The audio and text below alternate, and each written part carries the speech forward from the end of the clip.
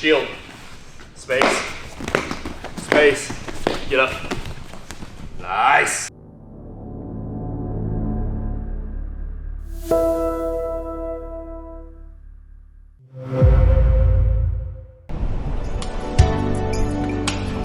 right, here at Fitness Depot today, Lee's gonna help us out, see what we can find. Calvin, you did this.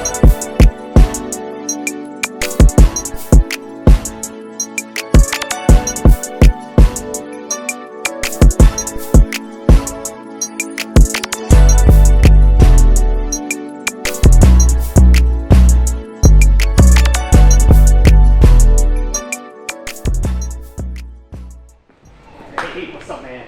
Welcome, sir. Thank you, man. Appreciate it. Awesome. So, What's up? we're going to look at your Fitness Depot experience today through your specific needs. Got it. So, I know you got a marathon coming up. So 2 days actually. 2 days. Yeah, Congratulations. Yep. I know you've been training hard for it. Through your training, have we experienced any challenges, issues, situations? In the past, I have had some shin splints. I'm kind of over it now, but it's something I have to keep maintenance on. Okay. And then as well as a little bit of this right hamstring, and maybe they're connected. You know Usually what I'm are. saying, in some ways. With situations like that, I would look into something called the ATG protocol, which is specific to it. There's some specific items that we like to do to address those specific issues. So let's take a look at what we got. Okay, cool. First thing I want you to do, take your shoes off. Okay. Perfect. Now, this is what we call a sand dune stepper. The sand dune stepper is actually going to mimic you running in the sand. Imagine going to the beach. Really good for your ankles, toes, feet, connective tissues, everything else. Now, what's the problem when you go to the beach? Sand in your ear, crack, everything else. Yeah, sure. We don't have that problem. So what you're going to do is you're going to stand on it. So you can already start to feel. So what it's doing is activating proprioceptors, everything else, but more importantly, it's getting your feet because they've been constricted in your shoes so long. So with runners, I always like to start with the feet. Okay, cool. Because that is your connection to the earth, most important, and your feet are restricted for a prolonged period of time. Okay? So next thing I want you to do, jump rope. Okay. So just little, nice, easy. Yep. Nice little rhythm. You got an imaginary jump rope, you're staying in the middle. You're starting to feel shoulders, and we're making those little proprioceptor jump. Now imagine you're just kind of doing switch foot now. It's harder than you think. A lot harder. Yeah. That's like, really think. So something like this, I do 2 to 3 minutes before you go on a long run. Okay, cool. To start getting active, get the feet, get the blood flowing, and then once we constrict them in the shoes, at least they'll have a chance. Okay, nice. All right. Shin splints. Yes, right side, So primarily. your tibialis runs over your shin on the top of your calf, or on the front side of Front your side leg. of the calf. Front side of the calf, correct. So what that muscle does, it picks your foot up. When you're running, you're pushing, and then you're having to pick up or receive. How many calf raises have you done in your life, Phil? Couldn't tell you, but a good amount. A lot. How many tib raises have you done, Not many. if any? Yeah, actually, we got one, but I don't really like the one we have very much. So I haven't really used it. So there's different options to be able to do it. Okay. First one we're going to do is we're going to do a scaled version off the wall. Okay. Come here. This would be good for your client. So watch that now. I want you to put your butt against the wall here. I'll do it over here with you. Here. Now, what I want you to do is walk your feet out. Okay. Now we're going to go to our heels. Take your shoulders, pull them over your knees. Point your toes forward. Pull them towards your face. Point them forward. Pull them towards your face. That is a body weight option. I kind of like this better than the little bar. And what may happen with you because of your situation, we probably should have started you with these and then evolved into this. So once you get a foundation with body weight, then we can start to add measurable load. Yeah. So this would be a tib bar. So with this would come onto your feet. Same concept. Try to keep light against the ground. Pull your toes toward your face. Point them. But now we're activating here. Yeah. It's measurable because now we can add the weight, take it off. And then once we progress from here and get proficient. Uh-oh. I've never seen one of these.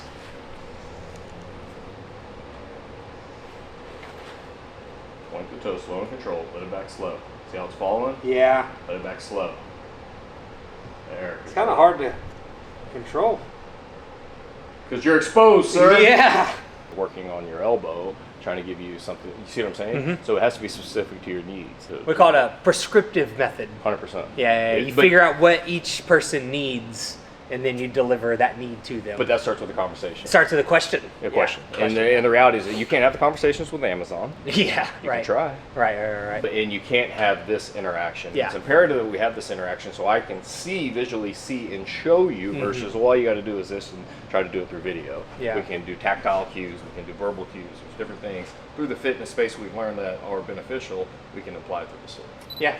Kind of your training, and you said you're kind of in a hybrid method of training now. Yep. What is that? I haven't quite figured it out. I'm still experimenting a little bit, trying to learn. As every good trainer does. Yes, exactly. So I'm kind of finding that balance, and what I've noticed is that it's about finding the balance with the leg training. But that's because I was training specifically for a marathon, and I still consider myself new to running. I've been running for just a little over a year. So my goal after this marathon is going to be to find the blend that works best for me. But in an ideal world, I'm lifting 4 to 5 days a week, and running probably 3.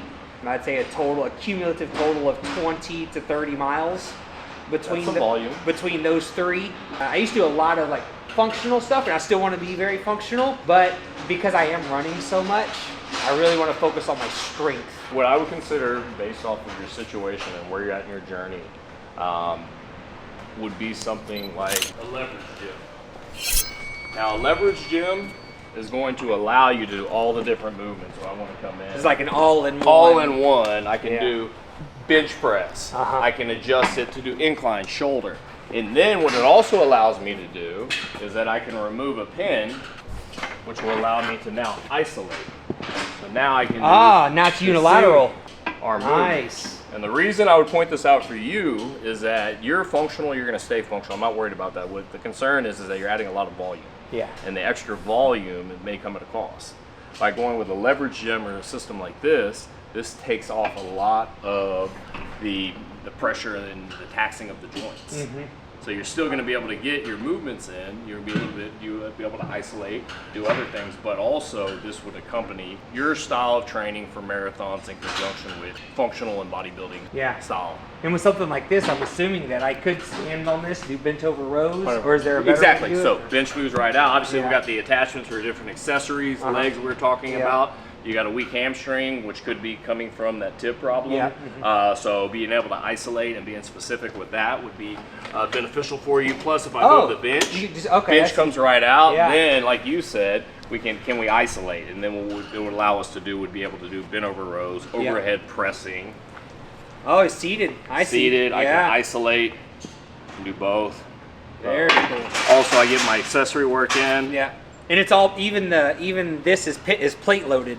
Correct. Right. So by it being even the cable is plate loaded. By being plate loaded, keeps costs down, keeps footprint down, but also you're able to do smaller adjustments because a lot of times the weight stacks are limited to 10-pound increments, depending on if I'm doing a small muscle group with a ankle adductor, the micro adjustments have a lot of benefit to it. Wow, cool. And you just get just a good old lat pull down bar in there and.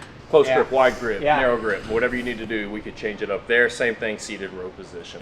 I feel like when it comes to things like this, it's a lot like the jack of all trades, master of none type thing. Yeah. Yes. It's like I could see spending big money on something like this online, and then it's like you get it and it's not exactly hitting. That sucks. Yeah, exactly. That would be terrible. So But you want to being be able able to to come something here, as intimate as fitness equipment. Yes. You're laying on it, you're touching it, you're using it every day. It's like, dude, it better be right. For the right reason. And I always try to remind people that working out, eating well is like an investment into yourself. Every single time you're able to work out, I want you to feel good. I want you to feel better. I don't want you to not look forward. I want you to look forward to exercising. Enjoy what you have, whether it's the equipment, the experience, the place that you go, whether it's your garage or it's a gym. Like, I want you to go and know that I'm doing something good for myself today. It's front-end investment. And so I want to have something that I feel comfortable with and confident in each time I do it. And that's why we have to ask the right questions for the right reasons. Right. And if we put you in a position to not have that confidence, then the likelihood of you using it goes down. How many members do you have over here? 75. Oh wow. So this is 85 BJJ, our Brazilian Jiu-Jitsu Academy. John. huh? Should we put him in a gi? A gi? Yeah. Let's do it. We should.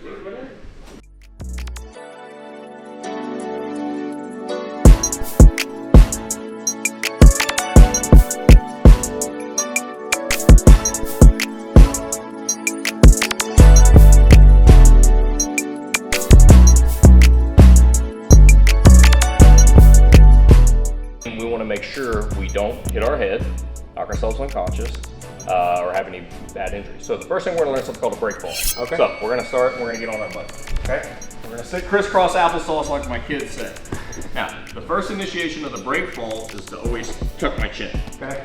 And I'm gonna demo it for you, then you're gonna do it. First thing I do is tuck my chin. Now, I'm going to roll back. When I roll back, I'm going to wait till my patch hits the mat to slap the mat. That is gonna transfer the energy or my momentum to a slap. And it's gonna look like this. Tuck your chin, roll back, slap. Okay. Now, when I slap, I'm going hands down and slapping beside me. Okay. Okay, I want here, I want to be up, I want to be right here beside me. 45. That's it. Okay. So, go ahead and try it. Tuck the chin, Tuck the chin. roll back, wait till your patch hits, slap. Tuck the chin, roll back. A little early. Try it again. Wait till your... What was early? Your slap was early. Okay. Go ahead, try it again. Better. So, that time you just can keep the chin tucked. Okay, got it. So keep it the whole time. You should, the goal is to keep you from hitting your head. In the back of your head. 100%, not being being unconscious. Gotcha. Tuck the chin, roll back, and slap. Better. So, now we're gonna do it together. Ready? Roll back and good. Try it again. Nice. One more.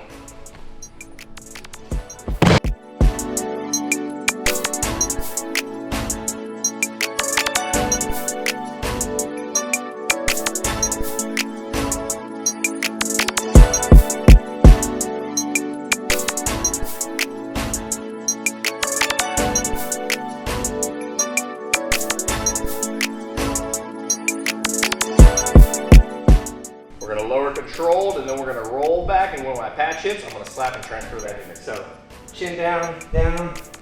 Nice. So you just opened up the chin. Keep your chin tucked. And I felt the back of my head. You should never hit the back of the head. So that's why we're doing a slow controlled setting. Better. So a lot of times you're kind of flattening out. A lot of times I can use that. You know that hollow body position? Yeah. That rock. So if you don't break that connection, you can kind of transfer. You control it more. That hollow body. You're offsetting that weight. Okay. So keep your core connected. Yeah, I understand. I understand. Tuck the chin. Lower the bottom.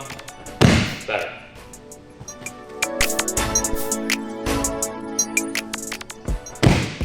Good. So you're my break fall. I'm facing the thread. I'm gonna come up, one leg down, one foot down. Okay. Connecting my elbow to my arm here. I'm gonna initiate this as I'm keeping my shield active and posted on my hand, my foot. I'm gonna lift my hips up and I'm going to scoot back.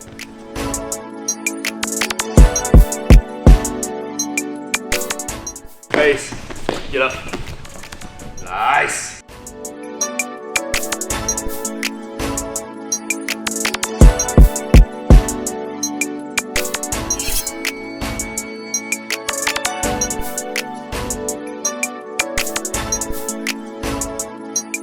Grab, block it, create space, And then keep your hand. Okay. Okay. I was a little slow. That's it, but that's fine. Yeah. It doesn't have to be fast or Okay. hard. But the reality is that this is a skill. And this is stuff that's so foreign to you unless you do it on a regular basis. Yeah, I mean. So this is a controlling position. Yep. This is not a good position in a self-defense situation. MMA, this is not a good situation. In jiu-jitsu, this is a guard position. In a self-defense situation, if I got attacked and had to control them, this would be a transitional position for me to get out.